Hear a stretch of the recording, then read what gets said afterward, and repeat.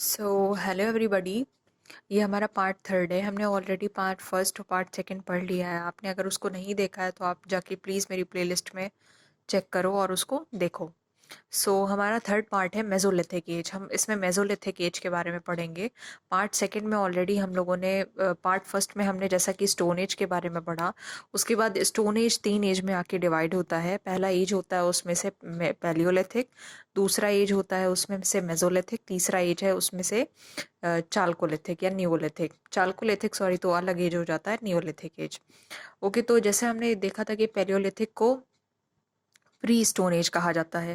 वो क्यों कहा जाता है वो आपको पार्ट सेकंड में पता लगेगा डीपली। जो भी लोग एसएससी की प्रिपरेशन कर रहे हो उसमें इतना डीपेस्ट हिस्ट्री के क्वेश्चंस नहीं पूछे जाते, या कुछ भी ऐसे बैंक सेक्टर की, जो कॉरपोरेट सेक्टर की प्रिपरेशन करते हैं उसमें थोड़ी बहुत हिस्ट्री पूछी जाती है।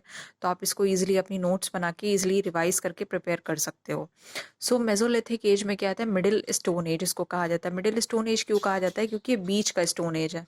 जैसा कि मैंने आपको समझाया था, आप देख सकते हो। ये है स्टोन एज हमारा 3 पार्ट में डिवाइड है, पैलियोलिथिक, मेसोलिथिक एंड नियोलिथिक। ठीक है, अब आप इससे समझ सकते हो मेसोलिथिक को मिडिल स्टोन एज क्यों कहा जाता है, क्योंकि ये मिडिल स्टोन एज है, बीच का स्टोन एज है, बीच का समय है। ओके, ये 10,000 से 6,000 बीसी तक चला है। 10,000 जैसा कि हम जानते हैं 5 लाख से 10,000 तक हमारा पैलियोलिथिक एज चला।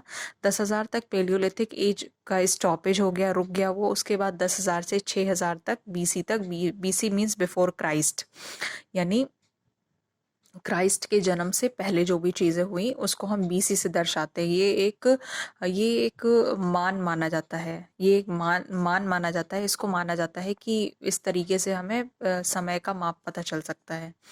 ड्यूरिंग दिस एज, इस एज में क्या होता है, during this age all the ice melt due to the green house gases CO2 trapped in the atmosphere and temperature. इस एज में क्या होता है, जैसा कि हमने पढ़ा था अपने पैलियोलिथिक एज में, उस एज में हर तरफ आइस होती है जिसको हिमयुग कहा जाता है। आपने पढ़ा होगा तो आपको पता होगा, हिमयुग कहा जाता है। हिमयुग में क्या होता है, हर तरफ बर्फ रहती है ना, हर तरफ बर्फ रहती है, ये सब होता है। अब मेसोलिथिक एज में क्या होता है, इस एज में क्या होता है, सारी बर्फ क्या होती है, मेल्ट हो जाती है। जैसा कि यहाँ साफ साफ लिखा है, during this age all ice melts due to the green house gases. Green house gases जैसा हम जानते हैं, अगर वो एटमॉस्फेयर में ट्रैप हो जाती हैं तो वो बहुत गर्म होती हैं, बहुत गर्म गैसेस होती हैं वो। तो उस गर्म गैस से क्या हुआ, हमारी आइस सारी मेल्ट हो गई। जिससे क्या हुआ, आइस मेल्ट हो गई तो एटमॉस्फेयर या टेम्परेचर क्या हो गया, बढ़ गया तुरंत। क्योंकि जैसे आइस मेल्ट हुई, सन का टेम्परेचर क्या हो गया, तुरंत बढ़ गया, है ना, कवर अप हो गया सब।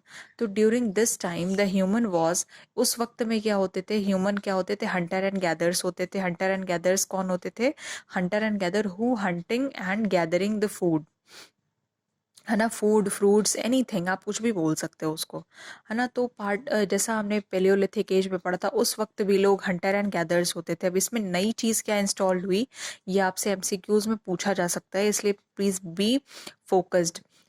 हंटर एंड गैदर, हाँ, इसमें क्या होते थे, ह्यूमंस होते थे हंटर एंड गैदर्स।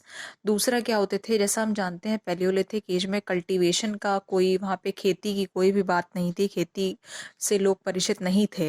लेकिन मेसोलिथिक एज में क्या हो गया, लोग कल्टीवेशन से, खेती से परिचित हो गए। और सबसे पहला जो क्रॉप है हमारे, ये भी एमसीक्यूज में पूछा जाता है, जो सबसे पहला क्रॉप जो है ग्रोन किया गया, लोगों के द्वारा जाना गया, ह्यूमंस के द्वारा समझा गया, उसको बार्ले कहा जाता है ना। वो बार्ले क्रॉप था जिसको लोगों ने सबसे पहले उसकी खेती की। ठीक है, तो मेसोलिथिक एज में क्या है, कल्टीवेशन होने लगा, खेती होने लगी, जो कि पेलियोलिथिक एज में नहीं होती थी। उसके बाद डोमेस्टिकेशन ऑफ एनिमल, ठीक है, एनिमल को पाला जाने लगा, डोमेस्टिकेशन ऑफ एनिमल यानी एनिमल्स को पाला जाने लगा। और उससे क्या हो गया, डेयरी प्रोडक्ट्स निकाले गए, है ना, डेयरी प्रोडक्ट्स उससे, जैसे दूध हो गया, ठीक है, ये सब क्या, इन सब चीज़ों का यूज़ होने लगा।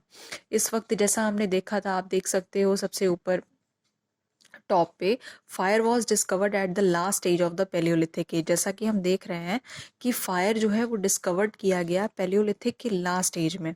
अब लास्ट एज जब खत्म हो गया, इसका मतलब मेसोलिथिक एज शुरू हो गया।